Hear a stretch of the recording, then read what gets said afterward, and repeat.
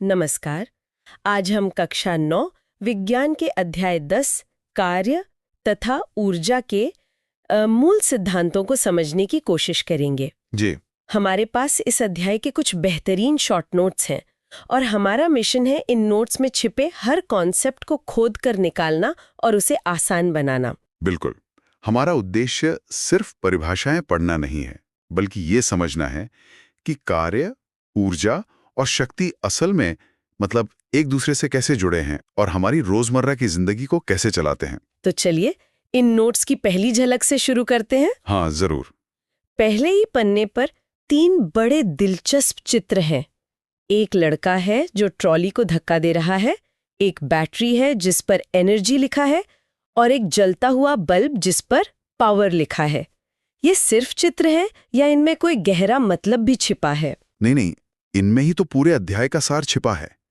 देखिए, लड़के का ट्रॉली धकेलना कार्य है, यानी बल लगाकर किसी चीज को हिलाना। अच्छा। अब ये कार्य करने की क्षमता ये आई कहां से? ये आई ऊर्जा से, जिसे यहां बैटरी दिखा रही है, और बल्ब वो शक्ति को दर्शाता है, मतलब ऊर्जा कितनी तेजी से इस्तेमाल हो रही है। ये तीनों एक ही कहानी के 3 किरदार हैं, समझ लीजिए। वाह! तो चलिए कहानी के पहले किरदार यानी कार्य से मिलते हैं। नोट्स में एक बड़ी दिलचस्प तुलना की गई है। एक तरफ किताबों के ढेर पर सिर रखकर बैठा एक परेशान छात्र है जिस पर एक लाल क्रॉस लगा है और लिखा है कि पढ़ना, सोचना, बातें करना ये सिर्फ विज्ञान में कार्य नहीं है। ये तो बड़ी अजीब बात है, इसमें तो बहुत मेहनत लगती है। और यहीं पर विज्ञान और आम भाषा का फर्क सामने आता है। हम जिसे मानसिक काम कहते हैं, जिसमें बहुत ऊर्जा खर्च होती है, भौतिक विज्ञान उसे कार्य नहीं मानता। विज्ञान की नज़र में कार्य की एक बहुत ही कह सकते हैं सख्त और स्पष्ट परिभाषा है। और वो परिभाषा नोट्स में दाईं ओर दी गई है, जहां एक लड़का ट्रॉली को धक्का दे रहा है और उस पर हरा सही का निशान है। यहां लिखा है विज्ञान में कार्य, वस्तु पर बल, फोर्स लगना चाहिए और वस्तु विस्थापित, डिस्प्लेस्ड होनी चाहिए। बस ये 2 शर्तें हैं।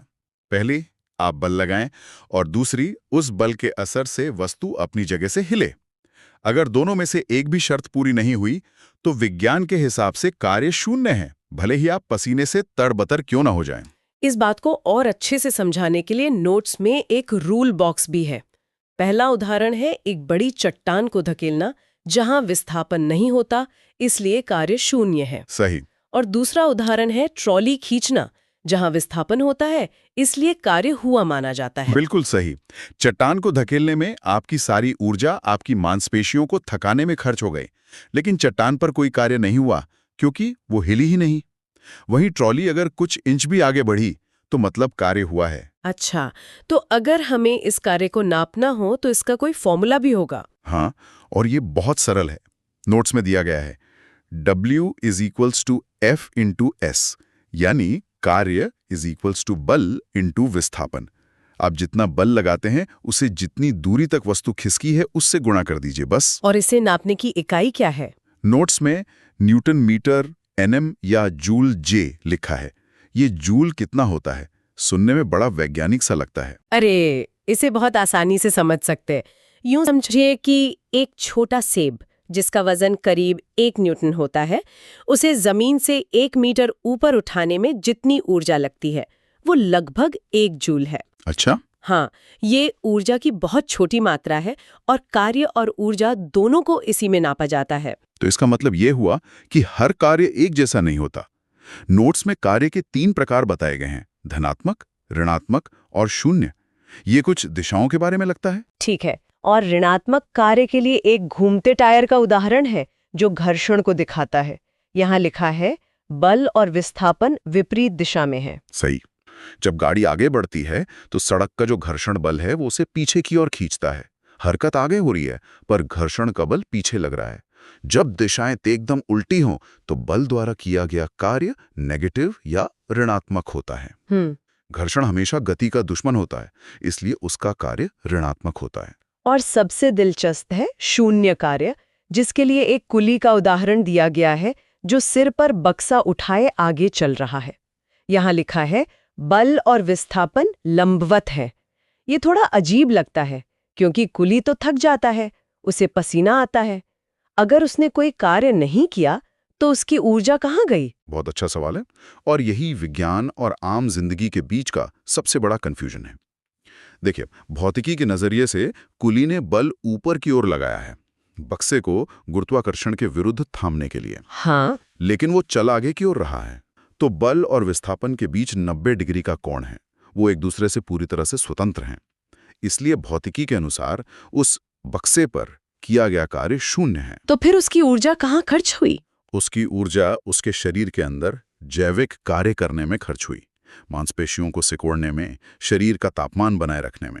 उसने अपने शरीर पर काम किया है, लेकिन भौतिकी के नियमों के हिसाब से उस बक्से पर नहीं। ये तो बहुत बड़ा अंतर है। तो हमने समझ लिया कि विज्ञान की नज़र में कार्य क्या है, लेकिन ये सवाल उठता है कि ये बल लगाने की क्षमता आती कहाँ से है? और यहीं पर हमारे अध्याय का दूसरा हीरो यानी ऊर्जा सामने आती है। बिल्कुल।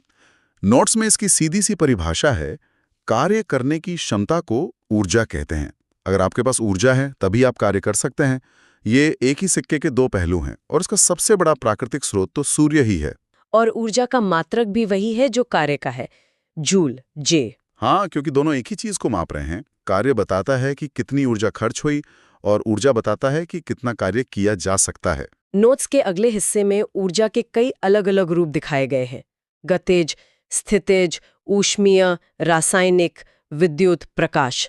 क्या हमें इन सब के बारे में जानना है? ये सभी महत्वपूर्ण हैं, लेकिन ये अध्याय मुख्य रूप से दो रूपों पर ध्यान केंद्रित करता है जो मिलकर यांत्रिक ऊर्जा, मैकेनिकल एनर्जी बनाते हैं, और वो हैं गतिज ऊर्जा और स्थितिज ऊर्जा। तो चलिए पहले गतिज ऊर्जा को समझते हैं। परिभाषा है, किसी वस्तु में उसकी गति, मोशन के कारण निहित ऊर्जा को गतिज ऊर्जा कहते हैं। मतलब जो भी चीज चल रही है उसमें गतिज ऊर्जा है। एकदम सही। दौड़ता हुआ खिलाड़ी, बहती हुई हवा, यहाँ तक कि एक छोटी सी उड़ती हुई मक्खी में भी गतिज ऊर्जा है। अगर कोई वस्तु रुकी हुई है तो उसकी गतिज ऊर्जा शून्य है।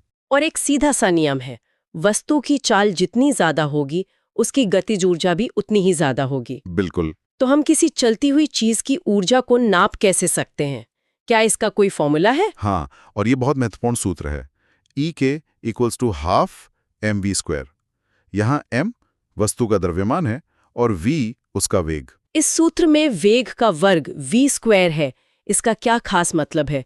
नोट्स में एक इम्पॉर्टेंट नोट है कि अगर वेग को दोगुना कर दिया जाए तो ऊर्जा 4 गुना हो जाएगी। और ये सिर्फ एक गणितीय तथ्य नहीं है, ये बताता है कि स्पीड इतनी खतरनाक क्यों होती है। सोचिए, अपनी कार की स्पीड 30 से 60 किलोमीटर प्रति घंटा करने का मतलब सिर्फ दोगुना तेज चलना नहीं है, बल्कि टक्कर की स्थिति में 4 गुना ज्यादा विनाशकारी ऊर्जा साथ लेकर चलना है। इसीलिए हाईवे पर स्पीड लिमिट इतनी जरूरी होती है। वेग का प्रभाव बहुत ज्यादा होता है। यह एक दमदार बात है। तो ये थी गति की ऊर्जा। अब बात करते हैं यांत्रिक ऊर्जा के दूसरे रूप की, स्थितिज ऊर्जा, पोटेंशियल एनर्जी। इसकी परिभाषा है, किसी वस्तु द्वारा उसकी स्थिति अथवा विन्यास, शेप में परिवर्तन के कारण प्राप्त ऊर्जा। ये जमा की हुई ऊर्जा जैसा लगता है। बिल्कुल, ये एक तरह की संग्रहित ऊर्जा है जो बाद में काम आ सकती है।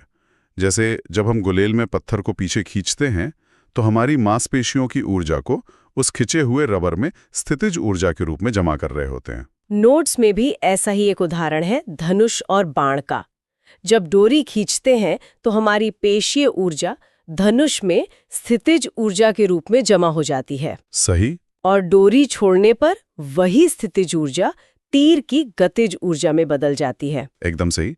इसी तरह एक दबी हुई स्प्रिंग या चाबी वाली खिलौना कार में भी स्थितिज ऊर्जा जमा होती है। नोट्स में जो स्प्रिंग या स्लिंकी वाली एनसीईआरटी गतिविधि का जिक्र है, वो इसी कॉन्सेप्ट को दिखाने के लिए है। स्थितिज ऊर्जा का एक और प्रकार है गुरुत्वीय स्थितिज ऊर्जा। इसका सूत्र है EP = mgh, जहां h ऊंचाई है। ये वो ऊर्जा है जो किसी वस्तु में उसकी ऊंचाई के कारण जमा होती है। आप किसी चीज को जमीन से जितना ऊपर उठाएंगे, उसमें गुरुत्वाकर्षण के विरुद्ध उतनी ही ज्यादा स्थितिज ऊर्जा जमा हो जाएगी। यहाँ एक दिलचस्प बात लिखी है, पथ से स्वतंत्रता। एक चित्र में दिखाया गया है कि एक वस्तु को h ऊंचाई तक 2 अलग-अलग रास्तों से ले जाया गया है, पर ऊर्जा दोनों में समान है। इसका मतलब है कि गुरुत्वीय स्थितिज ऊर्जा इस बात पर निर्भर नहीं करती कि आप वस्तु को किस रास्ते से ऊपर ले गए, चाहे आप उसे सीधा ऊपर ले जाएं या घुमावदार सीढ़ियों से। अच्छा, ये सिर्फ शुरुआती और अंतिम ऊंचाई के अंतर पर निर्भर करती है। तो हमने देखा कि ऊर्जा एक रूप से दूसरे रूप में बदल सकती है, जैसे स्थितिज ऊर्जा का गतिज ऊर्जा में बदलना। क्या इसका कोई नियम है? हाँ, और ये विज्ञान के सबसे मौलिक नियमों में से एक है, ऊर्जा संरक्षण का नियम। नोट्स में इसके 3 मुख्य बिंदु हैं।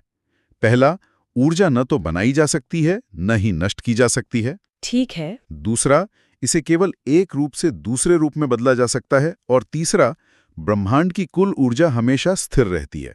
इस नियम को समझाने के लिए नोट्स में गिरती हुई गेंद का चित्र दिया गया है।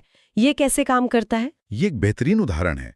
जब गेंद सबसे ऊपर है तो ऊंचाई के कारण उसमें स्थितिज ऊर्जा अधिकतम है और गति शून्य होने के कारण गतिज ऊर्जा शून्य। जैसे जैसे गेंद नीचे आती है उसकी ऊंचाई कम होती है, मतलब स्थितिज ऊर्जा घटती है, और रफ्तार बढ़ती है, मतलब गतिज ऊर्जा बढ़ती है। और जमीन से टकराने से ठीक पहले स्थितिज ऊर्जा न्यूनतम और गतिज ऊर्जा अधिकतम हो जाती है। लेकिन हर पल इन दोनों ऊर्जाओं का कुल योग हमेशा एक जैसा रहता है। मतलब ऊर्जा बस अपना रूप बदल रही है। बिल्कुल। नोट्स में जो सरल लोलक वाली गतिविधि का सारांश है वो भी शायद इसी नियम को दिखाता है। बिल्कुल। लोलक जब एक तरफ सबसे ऊपर जाता है तो सारी ऊर्जा स्थितिज होती है, जब वो नीचे से गुजरता है तो सारी ऊर्जा गतिज होती है। ये लगातार स्थितिज से गतिज और गतिज से स्थितिज में बदलता रहता है। ऊर्जा संरक्षण का एक सुंदर प्रदर्शन है। ठीक है, तो हमने कार्य और ऊर्जा को समझ लिया, लेकिन उस पहले चित्र में एक तीसरा किरदार भी था, शक्ति। क्या ये जरूरी है कि हम काम कितनी तेजी से करते हैं? बहुत जरूरी है, और यहीं पे शक्ति पावर का कॉन्सेप्ट आता है। इसकी परिभाषा है कार्य करने की दर, यानी कोई काम कितनी तेजी से किया जा रहा है। इसका सूत्र है P = WT, शक्ति बराबर कार्य समय, और मात्रक है वॉट। हाँ, अगर कोई मशीन 1 सेकंड में 1 जूल कार्य करती है तो उसकी शक्ति 1 वॉट होती है। नोट्स में 2 लड़कों का सीढ़ियां चढ़ने का बहुत अच्छा उदाहरण है। एक 5 सेकंड में चढ़ता है और दूसरा 20 सेकंड में। दोनों ने बराबर ऊंचाई चढ़कर बराबर कार्य किया, लेकिन पहले वाले ने कम समय लिया, इसलिए उसकी शक्ति ज्यादा है। तो इसीलिए हम कहते हैं कि एक स्पोर्ट्स कार का इंजन ज्यादा पावरफुल होता है, क्योंकि वो कार को बहुत कम समय में तेज रफ्तार तक पहुंचा सकता है। एकदम सही। अब एक आखिरी और बहुत जरूरी बात पर आते हैं। हमने कहा कि ऊर्जा का मात्रक जूल है, लेकिन जब हमारे घर बिजली का बिल आता है तो वो जूल में क्यों नहीं आता? नोट्स में लिखा है कि जूल दैनिक जीवन के लिए बहुत छोटा मात्रक है, इसलिए हम किलोवाट घंटा kWh का उपयोग करते हैं, जिसे आम भाषा में यूनिट कहते हैं। बिल्कुल, 1 जूल ऊर्जा बहुत कम है। हमारे घर के उपकरण जैसे फ्रिज या एसी 1 सेकंड में हजारों जूल ऊर्जा खर्च कर देते हैं। तो हिसाब रखने के लिए हमें एक बड़े मात्रक की जरूरत थी। 1 यूनिट यानी 1 किलोवाट का मतलब है कि अगर 1000 वॉट का कोई उपकरण 1 घंटे तक चले तो वो कितनी ऊर्जा खर्च करेगा। और नोट्स में इसका जूल के साथ एक बहुत महत्वपूर्ण संबंध दिया गया है। 1 kWh = 3.6 × 10 6 जूल। ये 36 लाख जूल के बराबर है। तो जब कोई कहता है कि आज 1 यूनिट बिजली खर्च हुई, तो असल में 36 लाख जूल ऊर्जा का इस्तेमाल हुआ है। वाह! तो इस पूरे अध्याय के अंत में एक नज़र में सेक्शन है जहां सारे महत्वपूर्ण सूत्र एक साथ दिए गए हैं: कार्य, गतिज ऊर्जा, स्थितिज ऊर्जा और शक्ति। ये रिवीजन के लिए तो बहुत उपयोगी है। हाँ, ये क्विक रेफरेंस गाइड की तरह है। इसमें पूरे अध्याय का गणितीय सार एक जगह मिल जाता है। तो ये थी कार्य, ऊर्जा और शक्ति पर एक गहरी नज़र। हमने देखा कि कैसे ऊर्जा कार्य करने की क्षमता है, कार्य उस ऊर्जा का प्रदर्शन है और शक्ति उस प्रदर्शन की रफ्तार है। बिल्कुल। और सबसे बड़ी बात यह है कि ऊर्जा कभी खत्म नहीं होती, बस अपना रूप बदलती है। अब इस पर विचार किया जा सकता है कि हमारे चारों ओर एक मोबाइल को चार्ज करने से लेकर पंखे के चलने तक ऊर्जा के कौन-कौन से रूपांतरण हर पल हो रहे हैं। जब हम एक स्विच ऑन करते हैं तो विद्युत ऊर्जा प्रकाश और ऊष्मीय ऊर्जा में बदल जाती है। जब हम खाना खाते हैं तो रासायनिक ऊर्जा हमारे चलने फिरने के लिए यांत्रिक ऊर्जा में बदल जाती है। इस तरह सोचने से विज्ञान के नियम हमारी अपनी जिंदगी की कहानी बन जाते हैं। अगर आपको इसी तरह आसान भाषा में पढ़ना अच्छा लगता है तो इस चैनल को अभी सब्सक्राइब कर लीजिए। अगर आप सभी सब्जेक्ट्स के नोट्स चाहते हैं तो वीडियो के डिस्क्रिप्शन बॉक्स को जरूर चेक करें।